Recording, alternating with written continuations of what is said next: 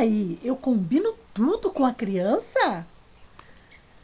Na educação dos nossos pequenos, pensando no desenvolvimento da moralidade infantil, nós vamos dividir as regras entre regras negociáveis e regras inegociáveis. Existem coisas que nós não vamos discutir com as crianças. Existem coisas que elas não vão escolher, mas elas vão agir a partir dos comandos. Então, como que a gente vai pensar isso? As regras negociáveis, ou seja, aquilo que eu converso, que eu combino com a criança, são as regras que diz respeito à organização do trabalho ou à organização de como vai ser determinada atividade. Então, se eu vou, por exemplo, fazer o dever de casa, que horário que eu vou fazer esse dever de casa, nós vamos combinar juntos. Agora, se eu vou fazer o dever de casa, isso não está em discussão.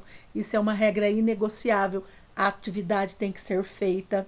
Assim como a gente vai falar do trato com as pessoas. Eu não vou discutir com as crianças se elas vão tratar as pessoas com respeito ou não. Elas vão tratar as crianças, as outras pessoas, com respeito.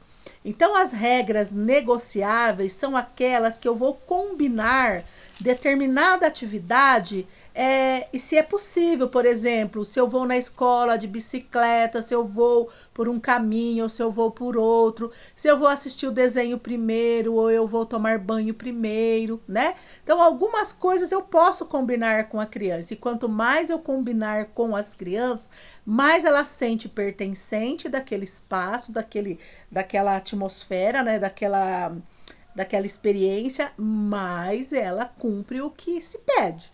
Principalmente aí por volta dos 4, 5 anos de idade, ela está na regra ao pé da letra. Então ela cumpre fielmente aquilo que se combina com ela, né? Agora as regras inegociáveis, elas estão pautadas em princípios éticos. Isso eu jamais combino com a criança. Então as regras se diz respeito à saúde, se ela vai tomar o banho ou não, se ela vai tomar o remédio ou não, se ela vai ficar descalça, não ter uma temperatura do chão ou não, se vai tomar chuva ou não. Então tem coisas que não se discute com a criança. Ela cumpre. E o que é importante é dizer o porquê que precisa cumprir determinada regra, principalmente as regras inegociáveis, que são os princípios que regem as regras. Tá? Então não vamos fazer confusão. Tem coisas que se combinam. Tem coisas que não. Diz aí para mim o que você faz. Se tiver alguma dúvida, pergunta que se eu puder eu respondo, tá?